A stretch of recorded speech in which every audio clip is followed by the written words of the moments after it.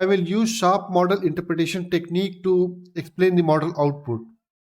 And it's a continuation of my last video where I have provided a very high level overview about how Sharp works. And in this video, we will use those concepts and will apply it against the practical use cases so that we would be able to understand what sort of information or what details Sharp provides and how we can decode those informations. Okay. And here I will be using credit card customer churn dataset for model training. And then further we'll use the trained model for explaining the model prediction with the help of Sharp package. Okay. So you can download the data from Kaggle website. And the next set of steps would be exactly similar to what we have seen in the partial dependency video. Right. So I would not repeat those steps. And if you would like to understand how we have trained XGBoost classifier, it's worth watching that video. So now what I will do, I will run all these steps from the beginning so that at the end we'll have trained XGBoost classifier. And then further we'll use the trained classifier to explain the model prediction. So that's what I have done. I have executed this statement for loading data. So once it would be loaded, we'll perform next set of activities. Okay, so it's loaded. And now we'll simply run all these steps. So it's done and now we'll be training it. So training is also done. We'll simply perform the feature importance. So now we can see the XGBoost feature importance. And in the below section, we will compare XGBoost feature importance with Sharp global importance. And we'll see where the differences are between these two global importance plots. Okay. So now we'll start defining and initializing Sharp tree explainer, which we will be using in this demo. And in order to initialize Sharp explainer, we need to run this statement, so which is nothing but sharp.tree explainer, and in input we'll be passing the trained model classifier. So that's it. And in next step we'll be creating Sharply value for all the validation data, and for that we will be using explainer, and explainer will have one method which we call as sharp values, and using that we'll have all the Sharply values for all the validation data. Okay, so once we'll have that information available, the next we need to create the baseline value, right? Because if you remember the earlier section, we had three critical fields which are essential for explaining the model output, and which are base value, the actual prediction, and the feature impact in the form of Shapley value. And this is exactly we are calculating it here. So we are calculating the Shapley value for my validation data, and then we are calculating the baseline value for my model against my training data. We'll simply run it, and once we'll have that Shapley value, we'll pass Shapley value and the validation data to my sharp.summary plot, and once we'll run it, it will provide the global feature importance for all the features against my training validation data. And if you look carefully, this is a very complex graph, and it has different notation for representing different aspects of global importance. So first we'll try to decode that color representation, and then we'll see what it means. So the vertical location shows what feature it is depicting. Okay.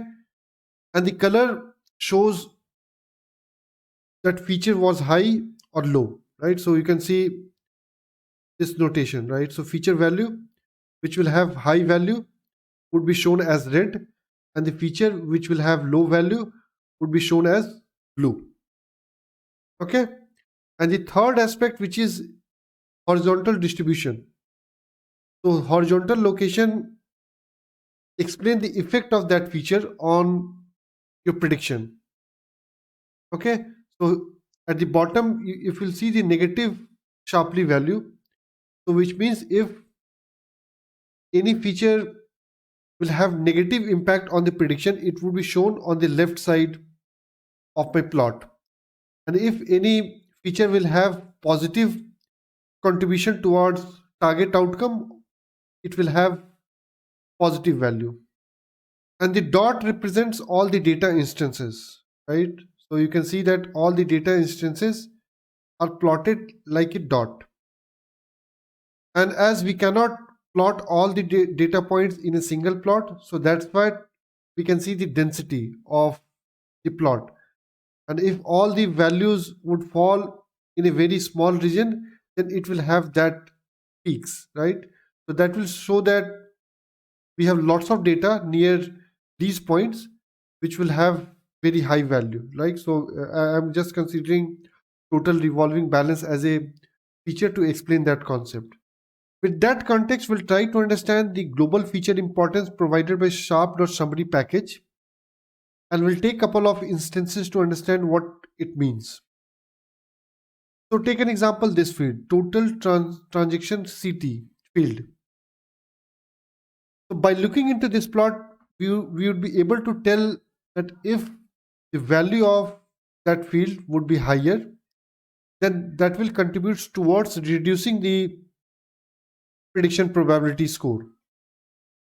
Okay, so which means that if the value of total transaction field would be higher, then the probability of customer churn would be reduced, right? So that's the interpretation of this plot is, right?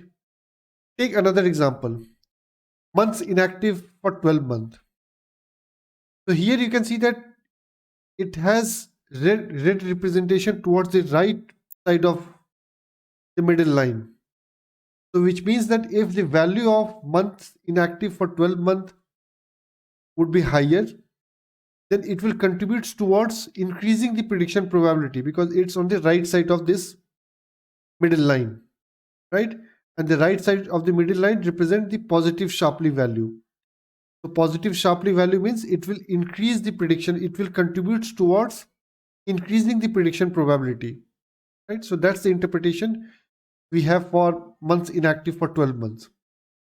So in this way, we can decode all the feature importance with the help of this simple technique, right? And the Shapley value will help you in finding out how the value of that feature will contribute towards prediction, right? So whether the higher value will contribute towards increasing the prediction or that will contribute towards decreasing the prediction, right? So these are very handy way of finding out the impact of that feature value, and these sort of information will not be available from the XGBoost feature importance, and that's the very critical difference we need to understand. XGBoost feature importance will only provide the global feature importance for all the features, but it will not tell you how the feature value will contribute towards the actual outcome, right? And Shapley value will address those shortcomings, and we would be able to clearly explain the model output very clearly to the end user.